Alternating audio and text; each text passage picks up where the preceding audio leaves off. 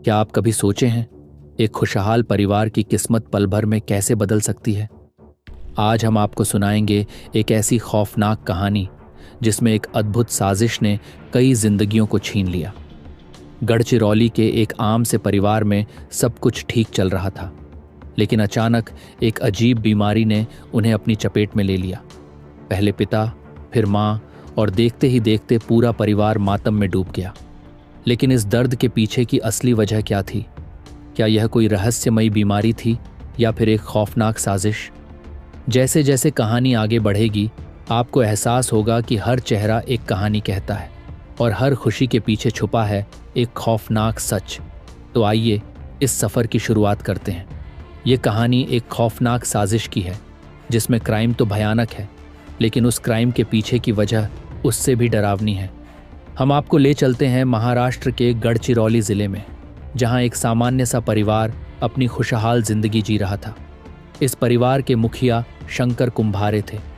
उनके साथ उनका बेटा, बहू और पत्नी विजया सभी मिलकर खुशहाल जीवन बिता रहे थे। लेकिन सितंबर के दूसरे हफ्ते में सब कुछ बदल गया। अचानक शंकर कुंभारे बीमार पड़ गए। वैसे तो वह काफ़ी फिट थे, लेकिन एक रात अचानक उनके पूरे शरीर में तेज दर्द होने लगा। सिर में भी असहनीय दर्द था। मौसम में बदलाव का ख्याल आते ही परिवार ने इसे सामान्य समझा, लेकिन जब दर्द बढ़ता गया तो उन्हें लगा कि कुछ गड़बड़ है। विजया, उनकी पत्नी, को भी उसी दिन वही समस्या होने लगी। जब ये दर्द बर्दाश्त से बाहर हो गया तो परिवार ने उन्हें स्थानीय अस्पताल में भर्ती कराया। डॉक्टरों ने जांच की, लेकिन कोई खास वजह निकल कर नहीं आती है। उन्हें दवाई दी गई, लेकिन कोई सुधार नहीं हुआ। फिर उन्हें इलाके के बड़े सरकारी अस्पताल में भेजा गया, लेकिन वहां भी स्थिति में कोई बदलाव नहीं आया। आखिरकार उन्हें नागपुर के बड़े अस्पताल में रेफर कर दिया गया, लेकिन वहां भी राहत नहीं मिली। अस्पताल बदलते जा रहे थे, लेकिन तबीयत में कोई सुधार नहीं हो रहा था। तभी अचानक 20 सितंबर 2023 को शंकर कुंभारे की मौत हो जाती है। परिवार पर गम का पहाड़ टूट पड़ा, लेकिन यह तो सिर्फ शुरुआत थी। अभी शंकर की मौत के सदमे से परिवार उभर भी नहीं पाया था कि 26 सितंबर 2023 को विजया की भी मौत हो गई। एक ही घर में पति पत्नी दोनों की रहस्यमय तरीके से मौत ने सभी को हिलाकर रख दिया। धीरे धीरे रिश्तेदार इनके घर आने लगे, लेकिन तभी शंकर कुंभारे का बेटा कोमल भी उसी दर्द में उलझ गया। उसके हाथ पैरों में भी वही दर्द शुरू हो गया और अब कोमल की पत्नी भी इसी तकलीफ में जूझने लगी। जब उनकी भी हालत बिगड़ने लगी तो उन्हें अस्पताल ले जाया गया। जैसे जैसे मामले की परतें खुल रही थीं, एक और हैरान कर देने वाली जानकारी सामने आई। शंकर कुंभारे की साली को भी वही खौफनाक बीमारी ने अपनी चपेट में ले लिया। अब परिवार में यह चौथा मरीज था। हाथों और पैरों में दर्द, सिर में दर्द। एक ही घर में एक साथ 4 लोग बीमार पड़ गए। शंकर और विजया की मौत के बाद अब उनकी बेटी और मौसी की हालत भी बिगड़ने लगी थी। हालात बेहद गंभीर हो गए थे। जब तक रिश्तेदार और मोहल्ले के लोग एकत्रित होते, तब तक मौसी के एक और बच्चे की तबीयत भी बिगड़ गई। अब 2 मौतें हो चुकी थीं और 3 लोग इसी रहस्यमयी बीमारी का शिकार हो गए थे। सभी को अलग अलग अस्पतालों में भर्ती कराया गया, लेकिन नतीजा वहीं का वहीं, कोई सुधार नहीं। अब सवाल उठने लगा कि क्या सच में यह कोई रहस्यमयी बीमारी थी या फिर इसके पीछे कोई काली साजिश थी? पूरे मोहल्ले में हड़कंप मच गया। शंकर का परिवार केवल शोक ही नहीं मना रहा था, बल्कि यह भी सोच रहा था कि कहीं यह जादू टोना तो नहीं है। 20 सितंबर से शुरू हुआ यह मौत का सिलसिला 10 अक्टूबर तक चलता रहा। केवल 20 दिनों के अंदर एक ही परिवार के 5 सदस्यों की जान चली गई। हर कोई हैरान था। एक ही तरह के लक्षण, हड्डियों में दर्द और फिर एक एक करके दम तोड़ना। डॉक्टरों ने हाथ खड़े कर दिए। किसी को भी समझ में नहीं आ रहा था कि आखिर हो क्या रहा है। इस बीच शंकर का एक बेटा, जो दिल्ली में नौकरी करता था, अपने माता पिता की मौत की खबर सुनकर गढ़चिरौली लौट आया। अंतिम संस्कार के बाद जब वह दिल्ली वापस लौटा तो अचानक उसे भी वही दर्द महसूस हुआ।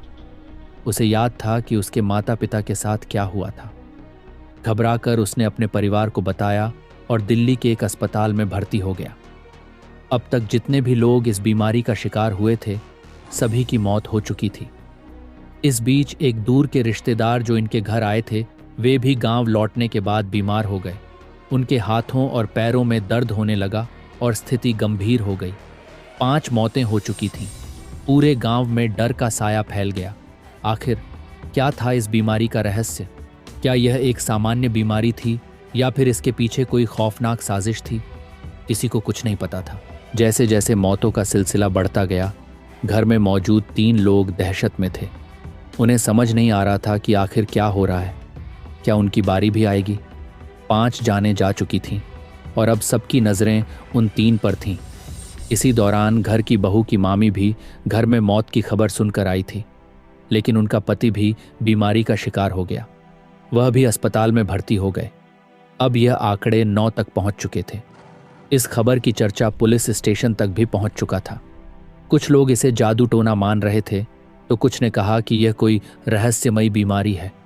इधर पुलिस जांच में लग चुकी थी। सबसे पहले फैसला लिया जाता है कि पोस्टमार्टम रिपोर्ट्स की जांच होगी। तब जब रिपोर्ट आई तो पुलिस हैरान रह गई। सभी 5 लोगों की मौत दिल का दौरा और मल्टीपल ऑर्गन फेलियर होने से हुई थी। सवाल यह था, कैसे एक ही परिवार के 5 लोग अलग अलग उम्र के बिना किसी बीमारी के एक ही घर में एक ही तरीके से मर सकते हैं? पुलिस उलझन में थी। सभी रिपोर्ट्स में साफ लिखा था कि मौतें दिल के दौरे और मल्टीपल ऑर्गन फेलियर से हुईं। पुलिस ने डॉक्टरों से संपर्क किया, लेकिन कोई ठोस जवाब नहीं मिला। इस दौरान एक डॉक्टर ने ध्यान दिया कि सभी मृतकों के होंठ थोड़े काले थे, लेकिन इसके अलावा कोई स्पष्ट कारण नहीं मिला। अब पुलिस को लगा कि कुछ तो गड़बड़ है। क्या यह सब एक साधारण बीमारी है या फिर इसके पीछे कुछ और छिपा हुआ है? इसकी जांच के लिए पुलिस ने परिवार के बचे हुए सदस्यों की जांच पड़ताल शुरू करने का निर्णय लिया। एक बेटा अस्पताल में भर्ती था और घर में केवल एक बहू थी। अब पुलिस ने उस बहू से पूछताछ करने का मन बनाया। पुलिस की टीम उस घर में पहुंची जहां हालात बेहद खराब थे। परिवार के 5 लोग एक ही महीने में मौत के घाट उतर चुके थे और कई अन्य बीमार थे। घर का माहौल भारी था, लेकिन पुलिस को अपनी कार्यवाही करनी ही थी। इसलिए जब उन्होंने संघमित्रा से पूछताछ शुरू की तो उन्हें उसकी बात करने का अंदाज बड़ी अजीब लगी। एक तरफ जहां घर में इतनी तबाही मची थी, वहीं संघमित्रा का व्यवहार सामान्य लग रहा था। इससे पुलिस के मन में पहला संदेह उठा। पुलिस ने सोचा, अगर इस घर में कोई जादू टोना या खतरनाक गतिविधि हो रही है तो संघमित्रा भी इसका शिकार होनी चाहिए थी, लेकिन वह तो पूरी तरह स्वस्थ थी। तब पुलिस ने निर्णय लिया कि वह संघमित्रा के बारे में डिटेल में जांच करेंगे। जांच करते हुए पुलिस को पता चला कि संघमित्रा एक कृषि विश्वविद्यालय की छात्रा थी और वहां की टॉपर स्टूडेंट रह चुकी थी। वह खेतों में उपयोग होने वाले कीटनाशकों और जहरों के बारे में गहरी जानकारी रखती थी। यह जानकर पुलिस अपनी जांच संघमित्रा की तरफ और तेज कर देती है। अब पुलिस को यह जानना था कि संघमित्रा इस घर की बहू कैसे बनी। जांच करते हुए उन्होंने पाया कि संघमित्रा कॉलेज के दिनों से ही शंकर के बेटे से प्यार करती थी। हालांकि दोनों की जातियों और पारिवारिक परंपराओं में फर्क था। जबकि शंकर के परिवार को इस रिश्ते पर कोई ऐतराज नहीं था, लेकिन दिक्कत संघमित्रा के परिवार को थी। वे इस संबंध के सख्त थे। फिर भी संघमित्रा ने अपने माता पिता की मर्जी के खिलाफ जाकर शंकर के बेटे से शादी कर ली थी। इस फैसले ने उसके माँ बाप को गहरा आघात पहुंचाया। समाज में बदनामी और इज्जत के डूबने के डर से उसके माता पिता ने अपनी जीवन लीला समाप्त कर ली। यह खबर जब संघमित्रा तक पहुंची तो उसे पहली बार अपनी गलती का एहसास हुआ, लेकिन तब तक बहुत देर हो चुकी थी। वह ससुराल आ चुकी थी, जहां उसे नई जिंदगी के साथ ढलना था। पर एक दिक्कत हो गई। वह नए रिश्ते, नाते और ससुराल के तौर तरीकों के बीच उसे खुद को ढालना मुश्किल हो रहा था। घर के माहौल में वह खुद को खोया हुआ महसूस करने लगी। सास ससुर के साथ रिश्ते बिगड़ने लगे और घर में हर चीज उसे परेशान करने लगी। इस मनमुटाव के बीच उसके दिमाग में हमेशा यह ख्याल रहता था कि उसकी शादी की वजह से ही उसके माता पिता उससे बिछड़ गए थे। धीरे धीरे यह विचार उसकी सोच पर हावी हो गया कि उसने अपनी खुशी के लिए कितनी बड़ी गलती की थी। उसे लगने लगा कि न सिर्फ उसने अपने माता पिता की मौत का कारण बनी, बल्कि अब ससुराल में भी उसे खुशी नहीं मिल रही थी जिसकी उसने उम्मीद की थी। इन सभी घटनाओं ने उसे अंदर से तोड़ दिया।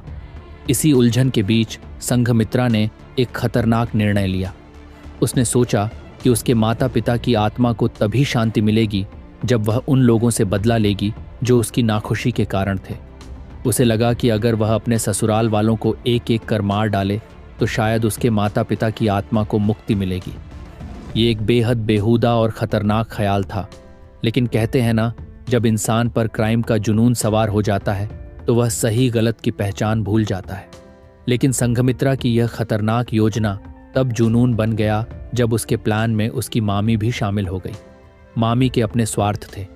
मामी का संघमित्रा के ससुराल वालों के साथ जमीन का विवाद चल रहा था और मामी जानती थी कि अगर संघमित्रा की योजना सफल हो गई तो उसे भी फायदा होगा। इसलिए मामी ही उसकी एकमात्र करीबी थी। मामी ने संघमित्रा की दुख और कमजोरियों का फायदा उठाई और उसे भड़काने लगी। संघमित्रा पहले से ही अपने माता पिता की मौत के सदमे में थी। वह बदला लेने की इस कदर डूब गई कि मामी की हर बात में उसे अपना फायदा दिखने लगा। मामी ने उसे यकीन दिलाया कि अगर ससुराल वाले मर जाएंगे तो न सिर्फ उसकी परेशानियां खत्म होंगी, बल्कि मामी को भी जमीन का झगड़ा निपटाने का मौका मिलेगा। संघमित्रा ने अपना खतरनाक प्लान मामी के साथ मिलकर तैयार कर लिया। दिमाग अब सिर्फ बदला और मौत के ख्यालों से भरा हुआ था। मामी ने उसकी भावनाओं का भरपूर फायदा उठाया और संघमित्रा को वह रास्ता दिखाया जो न सिर्फ गलत था बल्कि बेहद खौफनाक भी। अब इनके मन में सवाल उठा कि ये लोग ऐसा क्या करे कि काम भी हो जाए और ये फंसें भी नहीं। इसके लिए संघमित्रा अपने एग्रीकल्चर की पढ़ाई का गलत इस्तेमाल करने का फैसला करती है। उसे कीटनाशकों और जहरों की अच्छी खासी जानकारी थी। उसने एक ऐसा जहर चुना जो गंधहीन और रंगहीन था। पानी, चाय, खाना, किसी भी चीज़ में मिला दो तो कोई उसे पहचान नहीं सकता था। अब वह धीरे धीरे इस जहर को अपने ससुराल वालों के खाने पीने में मिलाना शुरू किया। एक एक कर उसने पूरे परिवार को अपनी साजिश का शिकार बनाना शुरू कर दिया। शंकर की साली, जो कुछ दिनों के लिए ससुराल आई हुई थी, और उसका बच्चा भी संघमित्रा के जहर के शिकार बने। शंकर का भाई जो दिल्ली में रहता था और बाकी सभी परिवारजन जिनके साथ संघमित्रा रहती थी, एक एक कर बीमार पड़ने लगे। ये जहर धीरे धीरे अपना असर दिखा रहा था। अक्टूबर 2023 के दूसरे हफ्ते तक संघमित्रा की खौफनाक योजना कामयाब होने लगी थी। 20 दिनों के अंदर संघमित्रा और उसकी मामी ने मिलकर 5 लोगों की जान ले ली। पुलिस को जब संघमित्रा की साजिश का पता चला तो उन्होंने डॉक्टरों से जानकारी ली और जहर की पहचान की। अस्पताल में भर्ती बाकी लोग जो जहर से प्रभावित थे, उन्हें समय पर इलाज मिल गया और उनकी जान बच गई। इसके बाद पुलिस संघमित्रा और उसकी मामी को गिरफ्तार कर ली। संघमित्रा की कहानी हमें एक खौफनाक सच से रूबरू कराती है कि इंसान का दिमाग जब बदले और गुस्से की आग में जलता है तो वह कितना विनाशकारी हो सकता है। एक लड़की जो पढ़ी लिखी, सक्षम और आज़ाद थी, उसने अपनी तकलीफों का हल हिंसा और जुर्म में ढूंढा। लेकिन क्या वह सच में आज़ाद हो पाई? उसने अपने माता पिता की मौत का बदला लेने की कोशिश की, लेकिन इस कोशिश में उसने न सिर्फ अपने ससुराल वालों की जान ली बल्कि खुद की इंसानियत भी खत्म कर दी। अगर आपको ये कहानी पसंद आई हो तो वीडियो को लाइक करें और अपने दोस्तों के साथ शेयर करें। चैनल को सब्सक्राइब करना न भूलें ताकि आपको हमारी हर नई कहानी की नोटिफिकेशन मिलती रहे। धन्यवाद।